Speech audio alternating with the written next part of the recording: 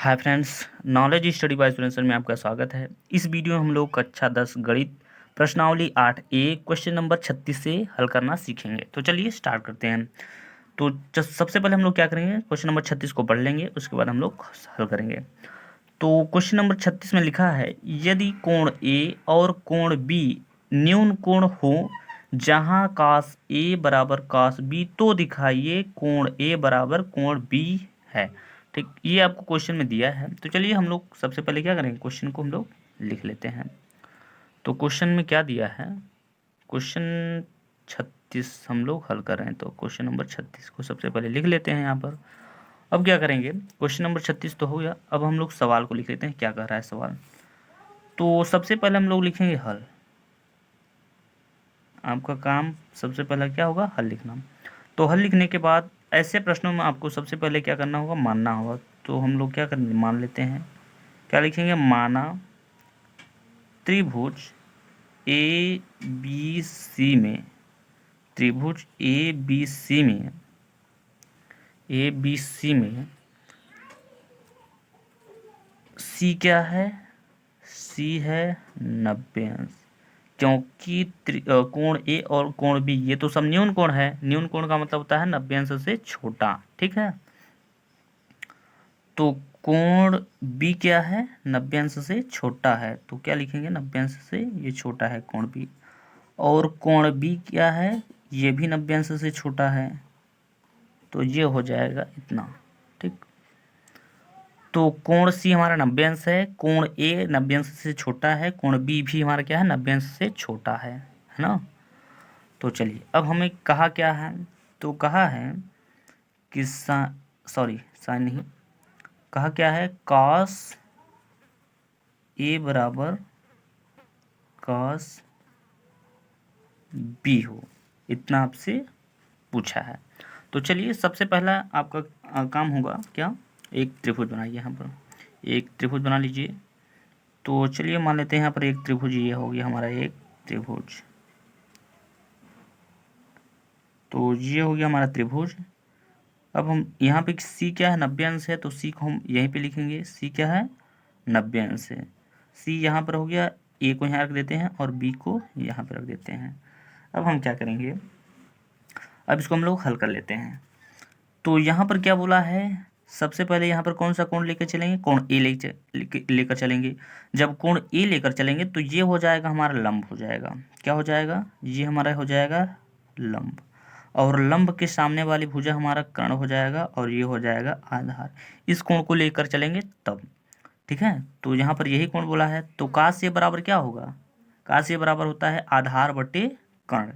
तो आधार का मान क्या है, AC है। तो हम क्या लिखेंगे, AC बटे कर्ण का मान क्या दिया है, AB दिया है। तो लिखेंगे क्या, AB बराबर, यहाँ पर B वाला कोण अब लेकर चलना होगा। तो B वाले कोण के सामने जो भुजा होगी वो हमारा लंब कहलाएगी। तो अब हमारा लंब ये हो जाएगा, ये आधार अब नहीं होगा। तो ये हो जाएगा हमारा लंब।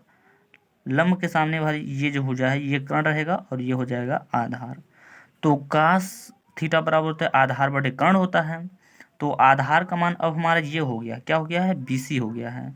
तो लिखेंगे क्या, BC बटे कर्ण का मान क्या हो जाएगा, AB। तो लिखेंगे क्या, AB। यहाँ AB से AB कैंसिल हो रहा है। तो अब हमारा क्या बचा है, AC बराबर BC। तो आप लोग देख सकते हैं जो AC और BC ये हो गया हमारा AC और ये BC, ये क्या है, ये दोनों बराबर हैं। मतलब ये क्या है, समद्विबाहु त्रिभुज। समद्विबाहु त्रिभुज में होता क्या है, दो भुजाएं आपस में बराबर होती हैं। जब दो भुजाएं आपस में बराबर होती हैं तो उनका कोण भी क्या होगा, आपस में बराबर होगा। तो अतः हम कह सकते हैं, क्या कह सकते हैं, अतः हम कह सकते हैं कोण A बराबर कोण B होगा। तो यही हमको सिद्ध करने के लिए बोला था। ये हमारा सिद्ध हो चुका है, ये हो गया आपका क्या, राइट आंसर। तो चलिए हम लोग क्या करेंगे, अब क्वेश्चन नंबर 37 की ओर चलेंगे। तो चलिए क्वेश्चन नंबर 37, तो चलिए क्वेश्चन नंबर 37 को हम लोग पढ़ लेते हैं, उसके बाद हल करेंगे।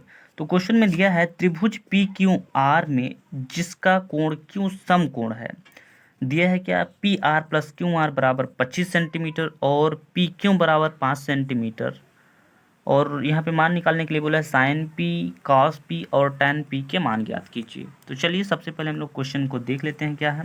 Question number 37। Question number 37।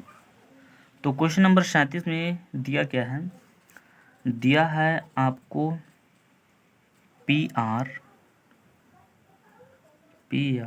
Plus Q R, P R plus Q R बराबर क्या दिया है 25। तो इसको हम लोग मान लेते हैं समीकरण नंबर फर्स्ट। ठीक है, इसको हम लोग क्या मान लेंगे, समीकरण नंबर फर्स्ट। उसके बाद दिया है क्या, एक मान और दिया है, क्या दिया है पी क्यू। तो पी क्यू बराबर दिया है 5 सेंटीमीटर, इतना आपको दिया है। तो चलिए अब हम लोग क्या करेंगे, सबसे पहले हम लोग लिखेंगे हल लिखेंगे। तो यहाँ पर हम लोग लिखेंगे क्या, हल। ये हो गया हल। अब हम लोग एक त्रिभुज बना लेते हैं यहाँ पर। तो ये हो गया हमारा त्रिभुज। तो सवाल में हमसे बोला क्या है कि क्यों क्या होगा, क्यों हमारा समकोण होगा। तो क्यों को हम यहाँ पे रखेंगे क्योंकि समकोण बोला है क्यों, तो क्यों क्या हो जाएगा हमारा समकोण हो जाएगा। तो क्यों यहाँ हो गया, पी को हम लोग यहाँ रख देंगे और आर को यहाँ पे रख देंगे। तो जिसमें से पी और क्यों का मान दिया है, कितना दिया है, पी और क्यू का मान दिया है कितना 5 सेंटीमीटर। तो पी और क्यू का मान दिया हमको, लेकिन पी आर और क्यू आर का मान नहीं दिया। तो हम लोग क्या लिखेंगे, पाइथागोरस की प्रमेय से किसका मान नहीं दिया है, पी आर का मान नहीं दिया है। तो लिखेंगे क्या, पी आर का होल स्क्वायर बराबर में क्या लिखेंगे, पी क्यू का होल स्क्वायर प्लस में क्यू आर का होल स्क्वायर। तो पी आर का मान तो दिया नहीं है, तो पी आर का हम ज्यों कहते हैं लिखेंगे पी आर का स्क्वायर बराबर पी क्यू का मान दिया है कितना 5 दिया है, तो लिखेंगे 5 का वर्ग प्लस क्यू आर का भी मान नहीं दिया, तो इसको भी हम लोग ज्यों कहते हैं लिखेंगे। तो पी आर का होल स्क्वायर, पी आर का होल स्क्वायर बराबर 5 का वर्ग कितना होगा, तो 5 का वर्ग जब हम करेंगे तो 5 का वर्ग हो जाएगा 25। इसका मान नहीं दिया तो इसको हम लोग ज्यों कहते हैं लिखेंगे क्यू आर का होल स्क्वायर। तो अब हम क्या करेंगे, ये देखिए ये चर है, ये चर है और ये क्या है अचर है। तो चर वाले को हम चर के साइड ले जाएंगे। तो मान आपका निकलेगा क्या, पी आर का whole square minus Q R का होल स्क्वायर बराबर में क्या होगा 25 होगा, किलो 25 है। अब ये आपका एक यहाँ पर फार्मूला बन रहा है। कौन सा फार्मूला बन रहा है, आप सभी लोगों ने बचपन में पढ़ा होगा। कौन सा फार्मूला, ए स्क्वायर माइनस बी स्क्वायर। तो ए स्क्वायर माइनस बी स्क्वायर बराबर फार्मूला होता है, क्या होता है, एक कोष्टक में ए प्लस बी और एक कोष्टक में ए माइनस बी, ये फार्मूला होता है।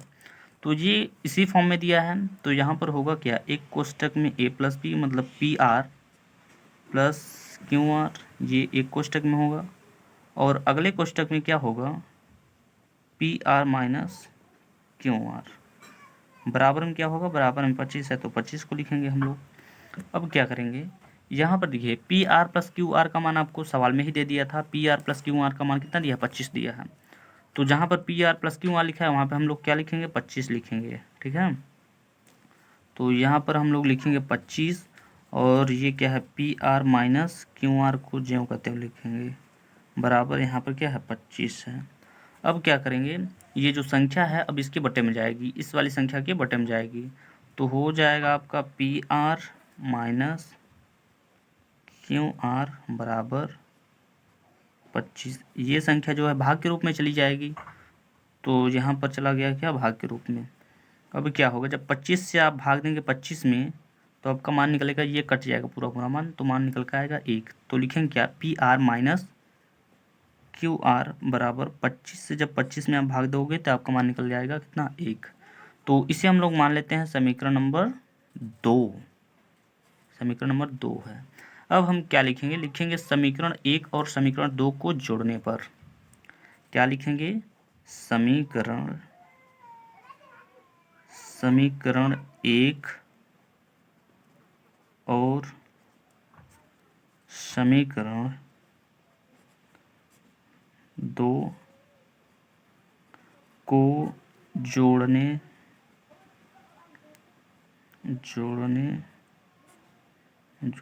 पर, समीकरण 1 और समीकरण 2 को जोड़ने पर। तो समीकरण 1 है कौन सा हमारा? तो समीकरण 1 हमारा है, कौन सा है? समीकरण 1 हमारा है PR प्लस QR बराबर 25। ये क्या है? समीकरण नंबर 1 है। और समीकरण दूसरा हमारा कौन सा है? अभी हमने निकाला है, कितना निकाला है? PR माइनस QR बराबर 1। तो अब हम क्या करेंगे? अब इसको हम लोग जोड़ेंगे। तो ये PR प्लस PR, तो एक PR और एक PR बराबर क्या हो जाएगा? 2PR हो जाएगा। तो यहाँ पर कितना हो जाएगा? 2PR। ये देखिए QR ये प्लस में लिखा है, यहाँ पर QR माइनस में लिखा है, तो ये क्या हो जाएगा? ये आपस में कैंसिल हो जाएगा। तो यहाँ से पूरा कटने के बाद 25 और 1 जोड़ेंगे तो हो जाएगा 25 और 1 हो जाएगा कितना? 26 हो जाएगा। तो हमें मान निकालना है PR का। तो PR बराबर लिखेंगे, PR बराबर 26। ये जो दुगुड़ा के रूप में लगा है ये चला जाएगा भाग के रूप में, तो हो जाएगा PR बराबर 26 बट्टे में कितना हो जाएगा? 2 हो जाएगा। तो PR का मान आपका निकल के आएगा क्या? PR बराबर 13। तो PR का मान आपने निकाला है कितना? 13। ये PR का मान निकल गया है। अब हमें किसका मान निकालना है? QR का मान निकालना है। तो चलिए हम लोग निकाल लेते हैं QR। तो चलिए अब हम लोग क्या करेंगे? अब हम लोग लिखेंगे PR का मान, क्योंकि PR का मान हमें पता लग गया। तो लिखेंगे हम क्या? PR का मान, PR का मान, PR का मान समीकरण 2 में रखने पर क्या लिखेंगे? PR का मान समीकरण 1 में रखने पर। तो समीकरण 1 है कौन सा आपका? समीकरण 2, समीकरण 2 में रखना है ना। तो समीकरण 2 हमारा है क्या है? PR minus QR। ये आपका समीकरण नंबर फर्स्ट है। तो क्या है? PR माइनस QR बराबर 1। ये आपका समीकरण नंबर 2 है। तो PR का मान हमने अभी निकाला है, कितना निकाला है? 13 है, निकाला है ना। तो हो जाएगा क्या? 13 माइनस QR बराबर 1। तो हम क्या करेंगे? ये चर वैल्यू को एक साइड और अचर वैल्यू को एक साइड, तो लिखेंगे यहाँ पर QR बराबर 1। ये अचर वैल्यू को इधर पंचांतर करेंगे तो माइनस में आ जाएगा कितना? 13। तो माइनस में हो जाएगा क्या? QR बराबर 1 में से तो 13 घटेगा नहीं, तो 13 में से 1 घटाएंगे तो बचेगा क्या? माइनस में 12। माइनस दोनों साइड है तो माइनस माइनस मिलकर हो जाएगा क्या? प्लस हो जाएगा। तो ये निकल के आया है प्लस में 12। तो अभी हमने मान निकाला है किसका? QR का भी मान निकाल लिया। अब हमसे जो क्वेश्चन में पूछे गए हैं उसको हम लोग निकाल लेते हैं। चलिए निकाल लेते हैं उसको भी हम लोग। तो चलिए, हमसे क्वेश्चन में क्या पूछे गए थे? क्वेश्चन में हमसे पूछे गए थे साइन P का मान। किसका मान? साइन P का मान। तो साइन P, तो अभी हम लोगों ने PR का मान निकाला है कितना? PR का मान निकाला है 13। तो यहाँ पे लिख देते हैं PR का मान 13, क्योंकि जिसका मान निकाला है ना हम लोगों ने। तो PR का मान कितना निकाला है? तो PR का मान 13 निकाले हैं। और QR का मान कितना निकाले हैं? तो QR का मान 12 निकाले हैं। चलिए, तो यहाँ पर दिया है साइन P। कौन सा कोण पूछा है? यहाँ वाला कोण। तो सामने वाली भुजा हमारे क्या हो जाएगी? लंब हो जाएगी, और ये कर्ण हो जाएगा, और ये आधार। तो साइन P बराबर होता है लंब बट्टे कर्ण। तो लंब हमारा है कौन? कोण हमने ये लिया है, तो लंब हमारा ये हो जाएगा। तो लंब हमारा कौन सा हो जाएगा? 12। तो लंब लिखेंगे 12। और कर्ण कौन है? कर्ण है 13। तो लिखेंगे क्या? 13। उसके बाद क्या पूछा है? अगला क्वेश्चन पूछा है cos P। तो लिखेंगे क्या? cos P। तो यहाँ का कोण भी यहीं का है, कोण यहीं से पूछा है, ठीक है ना। तो ये जो सामने वाली भुजा होगी, सामने वाली जो भुजा है ये हमारा हो जाएगा लंब, और ये हो जाएगा आधार, ये हो जाएगा कर्ण। तो cos P बराबर होता क्या है? cos P बराबर होता है आधार बट्टे कर्ण। तो आधार हमारा ये हो जाएगा, क्योंकि ये तो लंब हो गया है, तो आधार हमारा क्या हो जाएगा? 5 हो जाएगा, और कर्ण हो जाएगा 13। ठीक, तो इतना हो जाएगा, कर्ण हो जाएगा हमारा 13। और क्वेश्चन अगला पूछा है tan P। तो tan P का भी मान निकाल लेते हैं। tan p। तो tan p बराबर होता क्या है, tan p बराबर होता है लंब बटे आधार। तो यहाँ का भी कोण यहीं का पूछा है, तो लंब हमारा कौन सा हो जाएगा, ये हो जाएगा, और आधार ये हो जाएगा। तो लंब का मान कितना लिखेंगे हम लोग, लंब का मान लिखेंगे 12 और आधार का मान कितना लिखेंगे, तो 5 लिखेंगे। तो ये हो गया आपका राइट आंसर। आई होप आप सभी को समझ में आया होगा। तो चलिए मिलते हैं नेक्स्ट क्वेश्चन में, क्वेश्चन नंबर 38। तो चलिए क्वेश्चन नंबर 35 को हम लोग पढ़ लेते हैं, 38 को पढ़ लेते हैं, क्योंकि अभी हमने बोल रहे 37 सॉल्व किया है। अब हम लोग क्या करेंगे, क्वेश्चन नंबर 38 सॉल्व करेंगे। तो क्वेश्चन नंबर 38 में लिखा है यदि cot थीटा बराबर 7/8, तो क्वेश्चन नंबर पहला दिया है 1 प्लस साइन थीटा, एक ब्रैकेट में, अगले ब्रैकेट में दिया है 1 माइनस साइन थीटा बटे, नीचे दिया है 1 plus cot theta into 1 minus cos theta. ये आपसे क्वेश्चन में कहा है। तो चलिए क्वेश्चन नंबर पहले को हम लोग, क्वेश्चन नंबर जो बोला है उसके अनुसार हम लोग हल करेंगे। तो क्वेश्चन नंबर 38, क्वेश्चन नंबर 38, तो इस क्वेश्चन में हमें दिया क्या है, सबसे पहले तो दिया है cot थीटा, क्या दिया है, cot थीटा बराबर 7/8, ये आपको दिया गया है। तो चलिए तो सबसे पहले हम लोग लिखेंगे हल। क्या लिखेंगे सबसे पहले हम लोग लिखेंगे हल। तो ये हो गया हल। उसके बाद अब आपको क्या करना होगा, अब आपको एक त्रिभुज बनाना होगा। तो यहाँ पे बना लेते हैं हम लोग, एक त्रिभुज बना लेते हैं, और त्रिभुज में क्या देते हैं, नाम दे देते हैं। ये हो गया हमारा त्रिभुज। तो त्रिभुज में हम नाम दे देते हैं, इसको ए दे देते हैं नाम, और इसको बी, और इसको सी। ठीक, तो ये हो गया। अब हम क्या करेंगे, cot थीटा बराबर फार्मूला होता क्या है, तो cot थीटा बराबर फार्मूला आपका होता है आधार बटे कर्ण, ये फार्मूला होता है। ठीक है, तो आधार हमारा ये है, आधार जो पंक्ति जैसा होता है, रो, ये पट्टा वाली लाइन जो है, ये हम इससे हम बोलते हैं आधार। तो आधार का मान कितना दिया है, 7 दिया है, तो हम लोग लिख लेते हैं 7। और आधार बटे क्या है, आधार बटे लंब फार्मूला होता है, सॉरी यहाँ कर्ण नहीं, लंब होना चाहिए, आधार बटे लंब फार्मूला होता है। cot थीटा बराबर क्या होता है, आधार बटे लंब, और लंब का मान कितना दिया है, 8, तो लिखेंगे हम 8 को यहाँ पे। हमें मान नहीं दिया है किसका, कर्ण का, यानी AC का मान नहीं दिया है, तो हम क्या करेंगे, लिखेंगे किसका मान नहीं दिया है, कर्ण का मान नहीं दिया है, तो लिखेंगे हम कर्ण स्क्वायर बराबर लंब स्क्वायर प्लस आधार स्क्वायर। तो कर्ण स्क्वायर बराबर लंब का मान कितना दिया है, तो 8 दिया है, तो लिखेंगे हम 8 का वर्ग, प्लस आधार का मान कितना दिया है, 7 दिया, तो लिखेंगे हम 7 का वर्ग। ठीक है, तो कर्ण स्क्वायर बराबर 8 का वर्ग करेंगे तो हो जाएगा 8 अठाई 64, प्लस 7 का वर्ग करेंगे तो हो जाएगा कितना, 7 सत्ते 49 हो जाएगा। तो कर्ण स्क्वायर को अभी ज्यों का त्यों लिखेंगे। अब हम लोग क्या करेंगे, इसको जोड़ लेते हैं। तो 9 और 4, 9 4 कितना होगा, तो 9 4 होता है, 9 4 13 होता है। ठीक, 13 का 3 हाथ से लगा 1, 4 और 6 10, 10 और 1 11। तो ये देखिए ये किसी का वर्ग नहीं है, तो इसको हम लोग क्या करेंगे, ज्यों का त्यों, मतलब इसमें हमें मान निकालना है कर्ण का, तो लिखेंगे कि कर्ण बराबर ई स्क्वायर, इसका हटाएंगे तो इसमें क्या लग जाएगा, रूट लग जाएगा, तो ये हो जाएगा 113 रूट में हो जाएगा, क्योंकि यह किसी का वर्ग नहीं होता है। यदि वर्ग में होता तो ये बाहर आ जाता।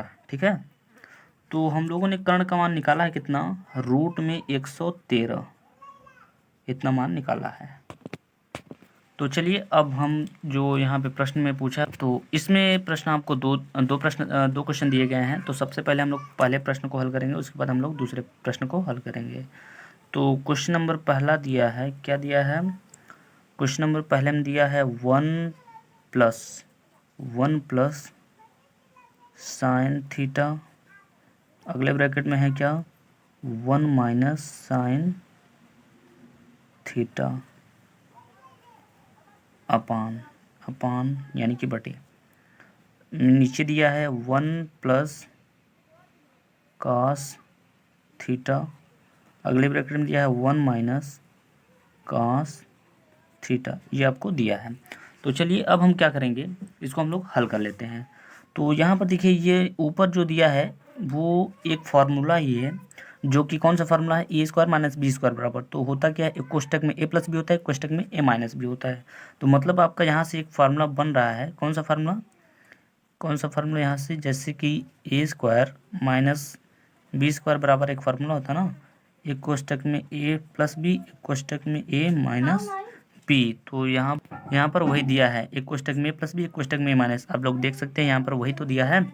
तो लिखेंगे क्या, ये ए के स्थान पे हमें एक दिया है, बी के स्थान पे साइन दिया है, तो लिखेंगे एक माइनस साइन का whole square, sine square theta, है ना, क्योंकि एक कवर करेंगे तो एक ही रह जाएगा, इसलिए हमने इस पे स्क्वायर नहीं लगाया है हम, बटे ये भी उसी फॉर्म में दिया है, तो इसको हम लोग क्या लिखेंगे, एक माइनस कास स्क्वायर थीटा। तो 1 माइनस साइन स्क्वायर थीटा बराबर फार्मूला होता क्या है, कास स्क्वायर थीटा होता है। तो 1 माइनस साइन स्क्वायर थीटा बराबर होता है फार्मूला क्या, कास स्क्वायर थीटा, ये होता है। और क्या होता है, 1 माइनस साइन स्क्वायर थीटा बराबर क्या हुआ, कास स्क्वायर थीटा, और 1 माइनस कास स्क्वायर थीटा बराबर क्या हो जाएगा, साइन स्क्वायर थीटा हो जाएगा। जब भी आपको कास थीटा बटे साइन थीटा इस रूप में दिया रहेगा, तो वो आपका मान बदल जाएगा, किस में बदल जाएगा, काट स्क्वायर थीटा के रूप में। तो काट थीटा का मान तो हमें सवाल में ही दिया था, कितना दिया था, काट थीटा का मान दिया गया था सवाल में, कितना, 7/8, ये काट का ही मान दिया गया था। तो काट का मान कितना दिया था, 7/8, यहाँ पे स्क्वायर लगा है, तो दोनों के मान का हम क्या कर देंगे, स्क्वायर लगा देंगे, है ना, दोनों के मान का हम क्या करेंगे, स्क्वायर लगा देंगे। तो 7 का वर्ग हम करेंगे तो 7 का वर्ग हो जाएगा 49/8 का वर्ग करेंगे तो हो जाएगा 8×8 = 64, ये हो जाएगा आपका पहला आंसर। एक प्रश्न इसमें और पूछा है, उसको भी हम लोग हल कर लेते हैं, तो उसको हम लोग यही करेंगे, क्वेश्चन नंबर दूसरा जो है छोटा है, इसलिए हम लोग यही कर लेते हैं। तो चलिए हम लोग क्वेश्चन नंबर दूसरे को यहीं पे हल कर लेते हैं। क्वेश्चन नंबर दूसरा दिया क्या है, तो क्वेश्चन नंबर दूसरे में दिया है, क्या दिया है, काट स्क्वायर थीटा, जो कि आप सभी लोग जानते हो, यहाँ पे देख सकते हैं काट थीटा का मान तो दिया ही है, और यहाँ भी वही मान पूछा है, तो काट थीटा का मान हम क्या रख सकते हैं, 7/8 ही रखेंगे, और इसका काट का स्क्वायर है तो इसके मान का भी स्क्वायर होगा। ठीक, इतना आपको समझ में आया होगा। तो चलिए 7 का वर्ग हम लोग 7 का वर्ग कर लेते हैं, तो 7 का वर्ग होता है कितना, 49 होता है, और 8 का वर्ग कितना होता है, 64 होता है। तो ये हो गया आपका दूसरा भी आंसर। तो आई होप आप सभी को समझ में आया होगा। तो चलिए क्वेश्चन नंबर 39 की ओर चलते हैं। तो चलिए क्वेश्चन नंबर 39 को हम लोग पढ़ लेते हैं। इसमें दिया गया है, बताइए कि निम्नलिखित कथन सत्य है या असत्य, कारण सहित अपने उत्तर की पुष्टि कीजिए, कारण भी आपको बताना है। चलिए, तो क्वेश्चन नंबर कौन सा है, 39 है। क्वेश्चन नंबर 39 को सबसे पहले हम लोग क्या करते हैं, यहाँ पे लिख लेते हैं, और इसमें आपसे पहला प्रश्न पूछा है, यहाँ पे हल भी लिख लेते हैं, हल। इसमें आपसे पहला प्रश्न पूछा है, क्या पूछा है, पहला प्रश्न आपसे क्या पूछा है, पहला प्रश्न आपका पूछा है tan a का मान सदैव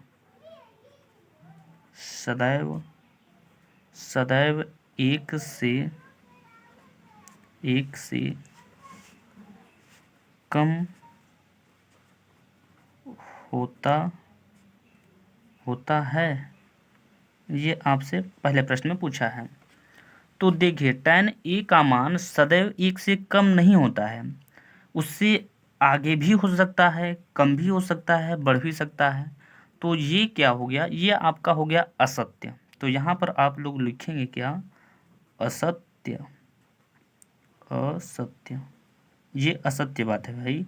tan का मान कभी आगे बढ़ता है कभी पीछे बढ़ता है, तो उसका एक क्लियर मान नहीं है, ठीक है ना।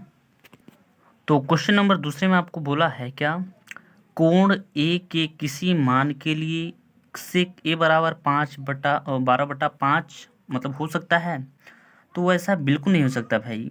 ये निश्चित थोड़ी ना है कि काश सेक ए बराबर 12/5 ही होगा। मान यदि अलग हो गया तो अलग मान आएगा, तो ये भी आपका क्या हो जाएगा, ये भी आपका असत्य हो जाएगा।